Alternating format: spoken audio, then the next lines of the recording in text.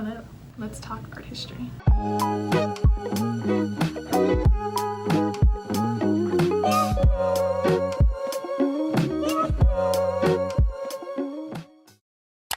Hi, I'm Tessa, and today I'm going to be making a tier list ranking of different artworks at the Louvre Museum. I was fortunate enough to go to Europe and see the Louvre this past December, and it was amazing. I loved it so much.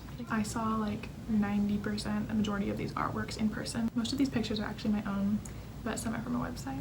Disclaimer, I do not have the final say. This is my personal opinion. I took AP Art History in high school. I did get a 5 on the AP Art History exam, so basically I'm an art historian. But these are mostly my personal opinion, so you can disagree, and if you do, tell me why in the comments. I'd love to hear. Also, for most of these, I'm gonna be just remembering stuff from my education, and if I'm wrong, do correct me in the comments as well. So let me go through the tiers real quick. First, we have Picasso. This is S tier level. This is the creme de la creme. This is my magnum opus. Like, I love this artwork. I love the history behind it. I love everything. Like, yes, give me more, please. Ironically, there's no Picasso in this tier list, but people love Picasso. Next up, we have A tier, A Stroke of Genius. I really enjoy this piece. It was doing it for me. It's not quite there, but something about it. Ooh, I just really like it. Then we have I'm Intrigued. It was interesting. I loved seeing it. It was a good piece. I probably turned and like told someone about it, but besides that, I was like, it's okay. Then we have Respectfully, no. Like, these are pieces that, you know, I can appreciate the artistry or the intent behind it, but they just weren't my taste. They weren't my style. I didn't want to tell anyone about them. Like, it didn't do it for me. And the last tier, F tier, is Once Was Enough. I don't need to see it again. I'm glad I saw it once. It was okay. You know, I respect its importance in history, but I'm good. I don't know if we're gonna actually have any in this tier, so we'll see. So I'm going to be considering a lot of things about these pieces. Obviously, it's my opinion, but there's 3 main things that I'll really be thinking about. And the first one is the artistry itself, the techniques, the medium. Is it skillful? Is it well done? I mean, obviously all these are well done, but like, to what extent? Then I'll be thinking about the story behind it, how much I loved learning about the history or loved the piece. Some of these I do know more about than others. Some of them I just didn't learn about or didn't go as in depth, but I will be thinking about the story behind them, why they were created. The third category is like how much hype it had. Did it live up to it? Did it deliver on all of its promises and its theme? Was it historically significant? Was it like overhyped too much to where I'm like, okay, that was underwhelming? So I'm gonna be thinking about all those things. All right, let's get into it. So we're starting off strong. First up, we have Venus de Milo, or Aphrodite of Melos. So this piece is actually a Greek original. It was created in like 150 BCE-ish, 200 BCE, like around that time frame. It was found on the Greek island of Melos. I mean, they found it with no arms, but that's not really like original because a lot of them didn't have arms because the limbs are like easily breakable when it gets really old and deteriorates. The piece itself, it is of Aphrodite or Venus, you know, the goddess of love, beauty, all that fun stuff. It's really pretty, it's wonderfully crafted. It's really famous. It's actually kind of famous just because people said it was famous. France had a different Venus. It was a Medici Venus that actually belonged to Italy, and they had to return it after something, a revolution, the French Revolution, maybe? They had to return it to Italy, and so they put this one in its place. And we're like, hey, this is the same girl. This is a girl. And just because the other one was so famous, this one therefore became famous because it was its replacement, but it wasn't really famous before then. Overall, I enjoyed seeing it. It's beautifully crafted. I would say I'm intrigued. Yeah, I'm intrigued. All right, next up we have The Lace Maker by Johannes Vermeer in like 1670-ish. This one was way smaller in person. Like, I didn't know how small it would be. It was like this big. Like, it was like the size of my face maybe, and the frame was huge, so it made it seem even smaller. The piece itself is a woman making lace, very virtuous. It kind of symbolizes like virginity and purity and innocence and all that stuff, so that's fun. Very Dutch with the day in the life kind of scenery. I enjoyed it. I liked it. I was a little underwhelmed. I didn't realize how small it would be. Maybe other people knew how small it was. I didn't know how small it was. I enjoyed this piece, but not as much as Venus. I think I'm gonna put it for now in Respectfully no. I'm gonna do it. I'm doing it. Okay, that's where it is at for now, and we'll see if that changes. Alright, next up we have The Dying Slave by Michelangelo. This was like 1515, Italian Renaissance, rebirth of classical, like all that stuff, the Greek and Roman, you know what it is, you know what the Renaissance is. So first of all, Michelangelo does do it for me, like he just does. We saw the Sistine Chapel in Vatican City, and oh my gosh, it was incredible. It was a very touching moment. That being said, I think I like his painting more than his sculpture.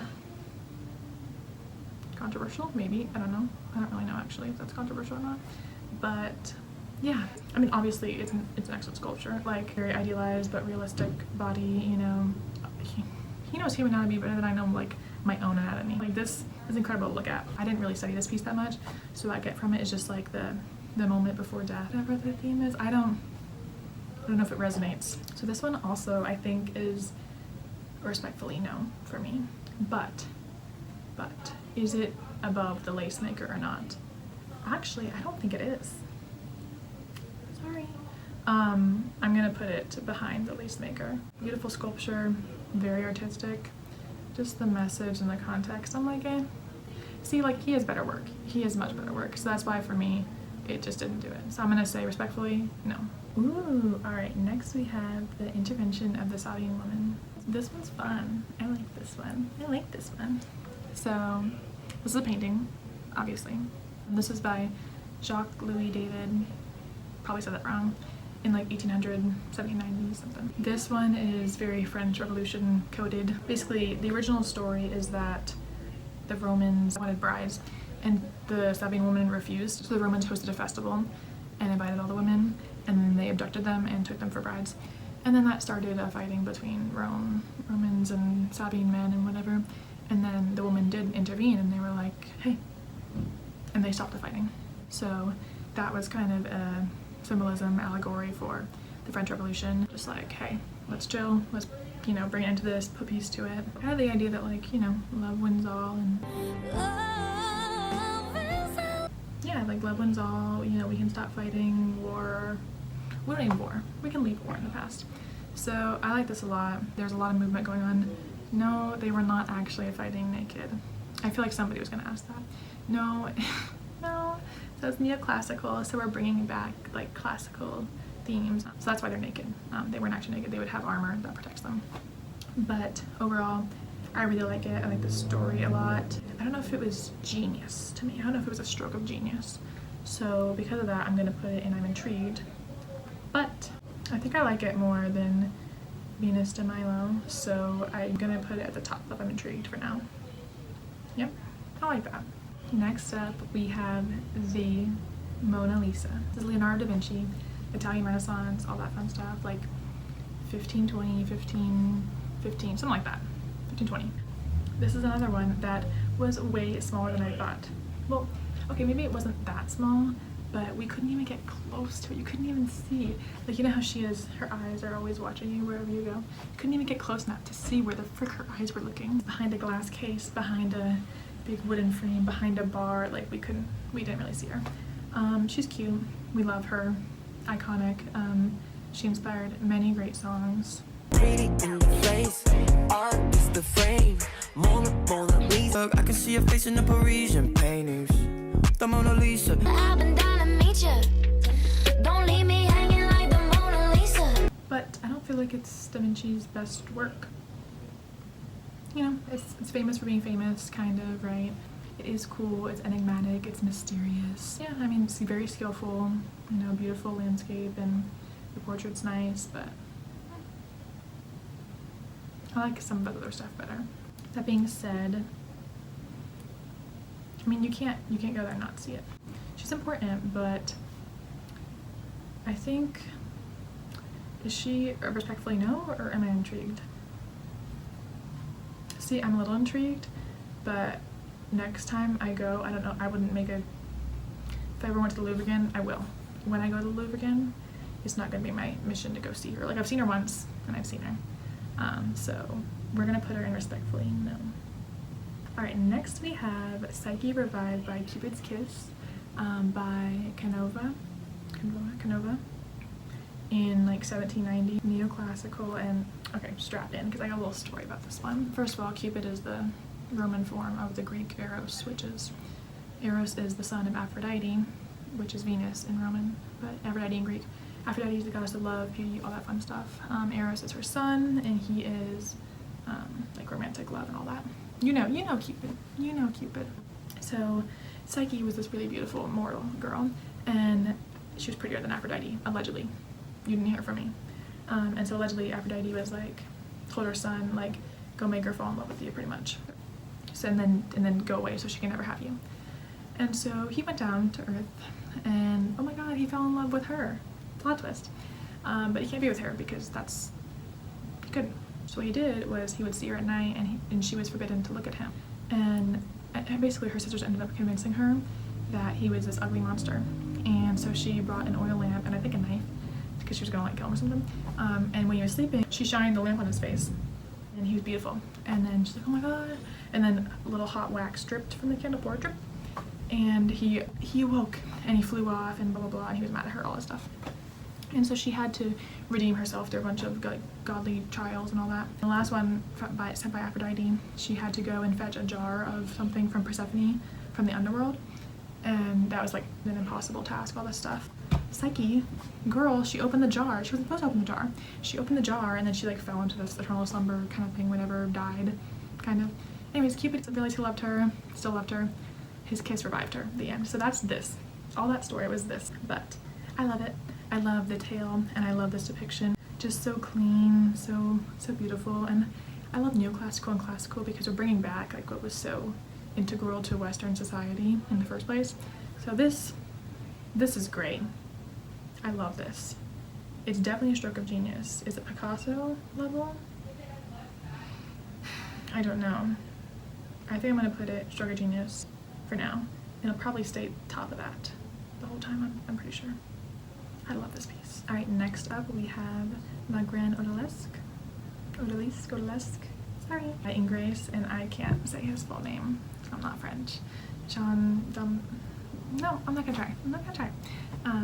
This is like 1814, 15-ish. Sorry, this is a bad picture of it. It's the only one I have of it, but it's not great. I enjoy this piece a lot. Yes, I know it's a classical nude and she's just reclining and, you know, purr, whatever. No, there's some meaning behind it, believe it or not. So Ingrace really liked the oriental like fabrics.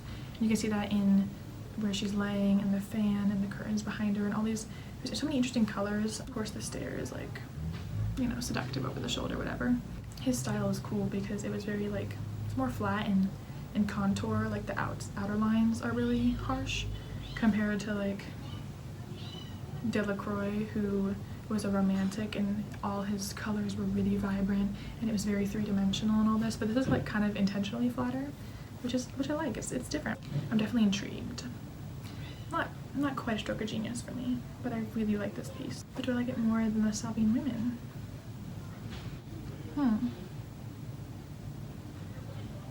Okay, I'm intrigued. I'm more intrigued than Venus de Milo. I'm not as intrigued as the Sabine Women, so there we go. Next up, we're taking it back. Next up we have the Lady of Auxerre. So this is like, she's a little old. She's a senior citizen. She's a little old. She's like 650 BCE, 700, 600, something right around there. That's before Common Era, so she's been through it. It's a Greek statue. It's very early Greek. It's like where there's still Oriental influence, Egyptian, Sumerian kind of vibes coming through here. But she was just a girl. She was just a normal girl. Historians don't really think that it was like a goddess of any sort, just because it's pretty normal plebeian clothing. But it's very monumental as far as the progression of sculpture and art goes for Greek society, and Greek is obviously like the backbone of Western society because it's the backbone of Roman society, all that stuff. So a very big deal. Like she's the OG. She's the blueprint. She's the blueprint, okay? Lady of Auxerre walked so Venus de Milo could run, okay? That being said, yeah, she interested me. How much though? I think more than Miss Lisa, but not enough as her successor, Miss Venus. So I'm gonna put her in. I'm intrigued. All right, next up we have The Oath of the Harishi by Jacques-Louis David. Probably said it wrong. This is like 1784, 85, mid-80s. Neoclassical, so we're bringing back the Greek-Roman themes.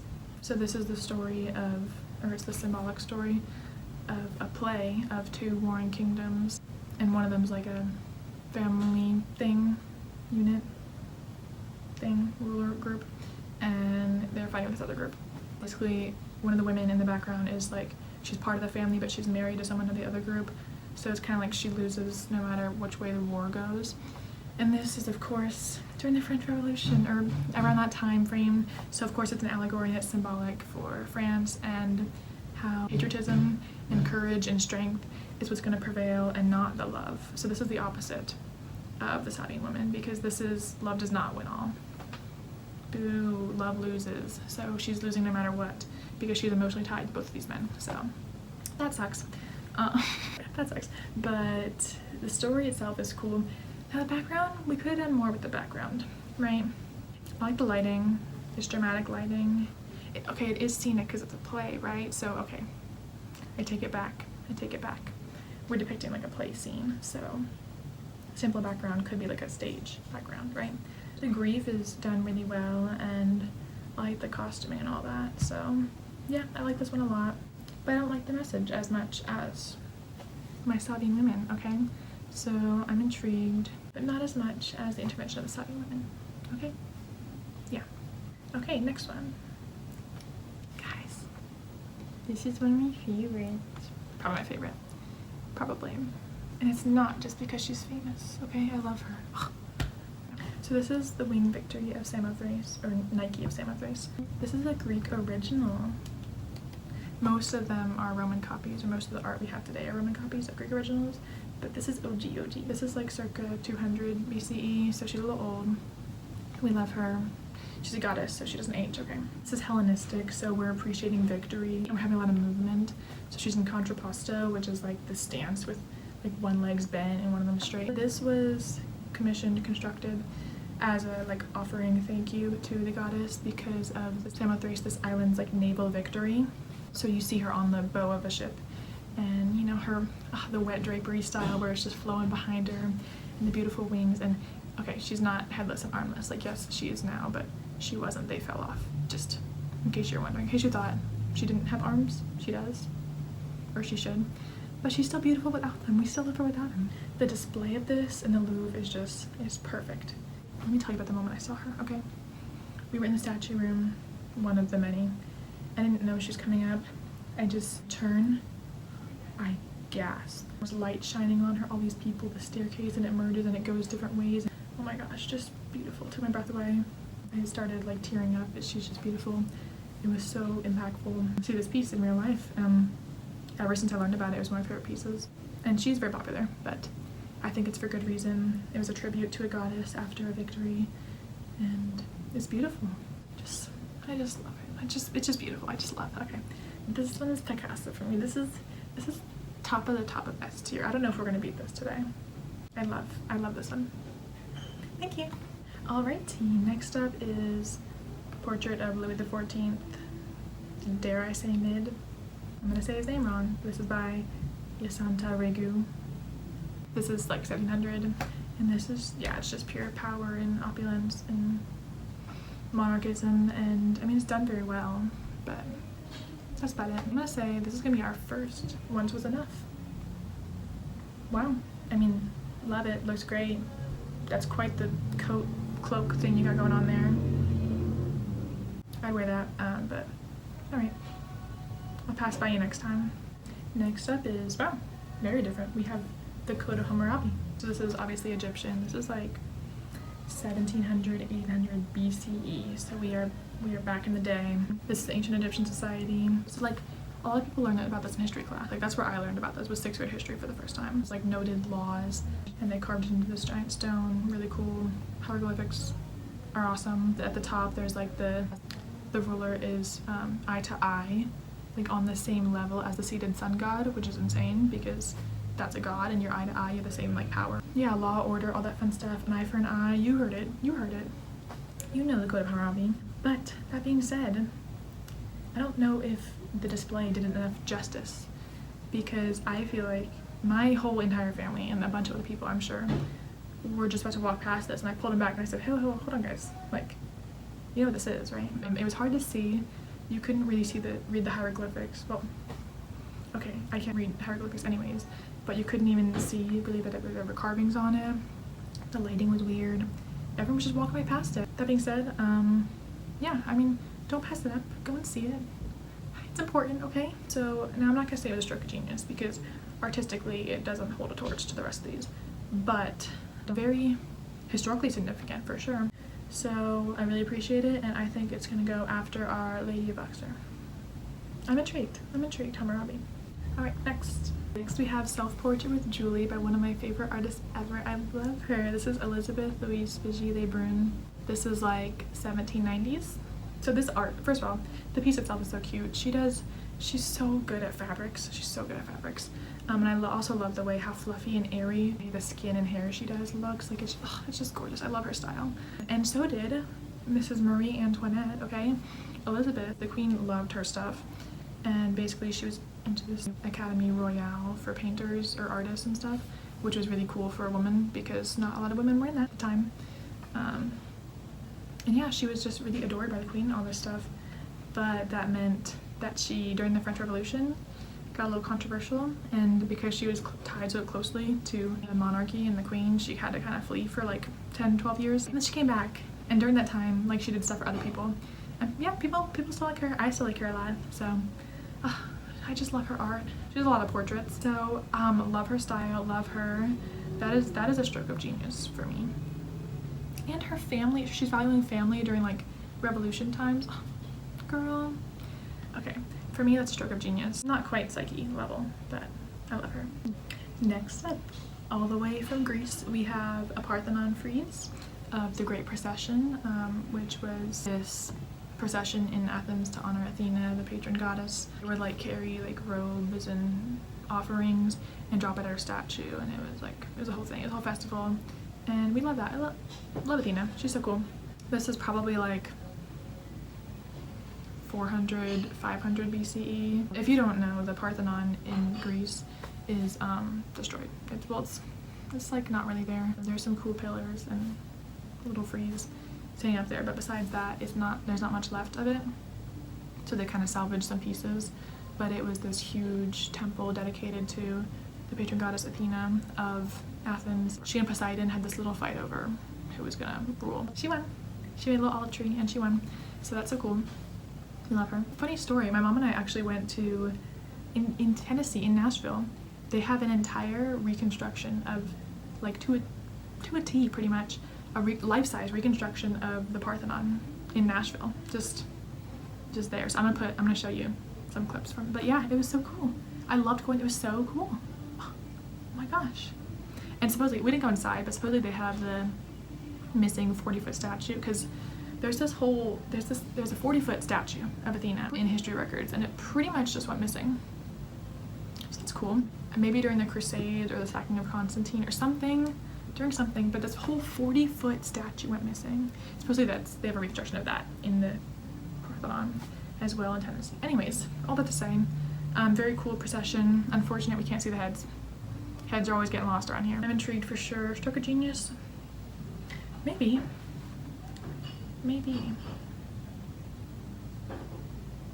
Yeah, I mean, just imagine, like, because this frieze is like at least this big, and that's up on a building, and it was all the way around, because a frieze, it goes on top of the columns. So you have the stairs up to the temple, there's columns, and then the triangular, there's metopes and there's friezes. And yeah, it like lets light and air and stuff. So it's this whole big thing that's on a building. Very cool. So I'll say it's a stroke of genius. I like it. Then we have the oxbow. Not the oxbow, sorry. Totally different work. Next we have the Slaughtered Ox. There we go. By Rembrandt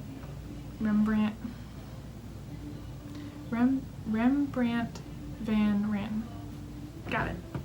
And this is like 1650s, 55. This is an allegory for the crucifixion, right? So that's very moving and meaningful. A slaughtered ox as, you know, Jesus on the cross. Powerful, moving imagery, expert shading and techniques. Like, it looks very, very real and dramatic. Yeah, lovely. Just really, really good piece. I'm gonna say I'm intrigued. And I'm gonna put it in front of Odalisque and behind the Oath of the Harishi. Alright, back to ancient Egypt. Next we have the seated scribe, which is like 2500, 3000 BCE-ish, circa, around, about. This is Old Kingdom. It's pretty cool because, you know, Egypt for a while they had, well, later on, they had their whole like idealized phase where everything was perfect and emperors are perfect, and it was only like the really rich that were depicted and all that. But this is cool because it's very relaxed posture. It's a natural task. Scribes were important, you know, they weren't the highest order of the court or anything, but they're really important because they could read and write. That was pretty cool. I'm very intrigued. I am intrigued. Yeah. I think this is going above. I'm gonna go above the slaughtered ox and behind Harishi, and this might change, but that's what I'm doing for now. Next up we have Henry IV receiving the portrait of Mary de' Medici. I think that's its full title. It's by Peter Paul Rubens. This is from the Medici cycle. So basically, Marie de' Medici commissioned this whole thing pretty much to celebrate her life and be like, hey, this girl's pretty cool. Which, okay, icon behavior. I would do that if I had a bunch of money too, hello? So he did, I believe it's 12 works where she's like the central focus. And so in this one, the gods of like love and marriage or something are coming and showing a portrait of our girl, homegirl, to her husband or future husband. And that's like, yep, this is a future wife. And so it's saying like the gods like bless this marriage. I love all the colors. You walked into this room and they had them on all the walls, and I could just tell immediately. I got in there and I said, oh my god, this is the Medici cycle. Like, how cool is that? So iconic because you can really tell exactly what it was. I picked this specific piece out of the cycle because this is the one that I learned the most about. I like this one a lot. I'm intrigued, and I think I'm gonna go more than Harishi. Ooh, we're getting to the end. All right, next we have Virgin of the Rocks, another one by Da Vinci. Ooh, okay, he's the only one with 2 on this list. All right, Virgin of the Rocks, Italian Renaissance. Again, obviously, this is again like 1490, 1500s-ish. Love the chiaroscuro on this one, the dark and the light. Like, it really highlights the focal point, the subject. See, this I think is just such a better example of artistry in his work than the Mona Lisa. Like, the harmony of the subjects, they're making like a triangle kind of thing. The scene is Mary the Virgin, John the Baptist, baby Jesus, and an angel, I think. Yeah, an angel. And they're all like, you know, over Jesus. Which, yeah, valid. I would be too. So, yeah, I love this composition. Very cool. The colors, so natural. And the frame shape, too. I love the canvas choice. Like, it's just, this was originally going to be an altarpiece, I'm pretty sure. So, above an altar in a church, which makes sense. And it explains, like, the kind of different frame. But I love it. It adds, because, you know, the setting is very woodsy and natural. So it adds the curve is the organic nature of the piece, like just very natural and smooth lines and curves, and yeah, very nice. So it's not as great as my Nike, but I'm gonna put it in a stroke of genius. I really love this piece. 2 left. All right, next up we have Diana of Versailles. This is Artemis, goddess of the hunt. Greek form is Artemis, Roman form. This is a Roman copy, so it's not original, but I think this is like, this is BCE, this is before Common Era, this is probably like 300 something. Yeah, I'm assuming it was Hellenistic in Greek, like the movement, the clothing, the drapery just looks great. The figures are amazing. The deer behind her, I think, and the boat. I love the act, there's so much movement and action, and all the angles are just very, yeah, Hellenistic. Yeah, very, very nice. Lovely. Beautiful work. I'm assuming it was just to honor her. I don't know this much about this one, but I saw it. I really love this piece when I saw it in person. But yeah, I love Diana, I love Artemis. So yeah, this piece really moved me. So I'm gonna say it was a stroke of genius. How genius are we thinking? I'm gonna put it, ooh, behind my frieze or before the frieze? I think I'm gonna put it behind the frieze. Yes. we have made it to the last one. So this is Eugene Delacroix's Liberty Leading the People. This is French Revolution, so circa 1820, 1830. Very, very large. I don't know if you can tell by the picture, but quite a big piece. This is a romantic piece, but we're, you know, branching off of the neoclassical themes, with the Liberty being a very classical figure, classical nude. And she's strength and power and resilience and patriotism, just very, very propaganda for the time, for rebellion, pro-rebellion. We hate the government, we hate the monarchy kind of thing. This, you know, includes people of all classes, so it really gets like the working class and the plebs like fired up too. Very gory. The colors are dark and moody, and you know, that's the romantic sense coming in, right? Very dramatic, very, you know, very cool piece, very historically significant. I'm intrigued, and I'm gonna put it behind Venus. All right, let me look at this and see if I agree with myself. Okay, I think I'm gonna make 2 major changes. Can I make changes? I can. It's my thing. It's my tier list. Yes, I can make changes. I'm gonna make changes. So I'm going to move the intervention of the Sabine women up to a stroke of genius. You know, the more I look at the categories of themselves, I think they belong. I love the story behind it. I love the execution of it. You know, it's famous, not too famous. It wasn't overhyped. It was huge. Looked great. So yeah, it was a stroke of genius. Yes, it was. Then I'm also going to move the why did I say the oxbogan? I'm gonna move the slaughtered ox down a little bit. I'm intrigued. I'm still intrigued, but I think I'm gonna put it behind. I'm gonna put it behind Liberty Leading the People, because I don't feel like the placement is quite right for myself, my opinion, because it's all my opinion. I think I was caught up in the moment because, like when I was remembering being there, I was like, wow, this is moving. But looking at it in comparison, I'm gonna move it down a little bit. All right, so I will say that is my final tier list. Thoughts? Love to hear them, for real. I would love to hear them. These were just some of the most famous ones that I chose. If I left out any really important ones, let me know. I couldn't do them all, obviously. These were just 20 that I picked that I really enjoyed. Again, I'll just put a disclaimer that I love all these pieces. They're all really cool. This is just for fun. This is harmless. This is a joke. Well, it's not a joke, it's my opinion. But yeah, it's my opinion, so you might not agree, and that's fine. And I hope you enjoyed watching. I hope you learned something. That'd be great if you learned something. I really like art and art history. So yeah, let me know if you enjoyed, and I hope to see you again soon. Also, before we're done, this is my cute shirt. I think it's cute. Yeah, thanks for watching.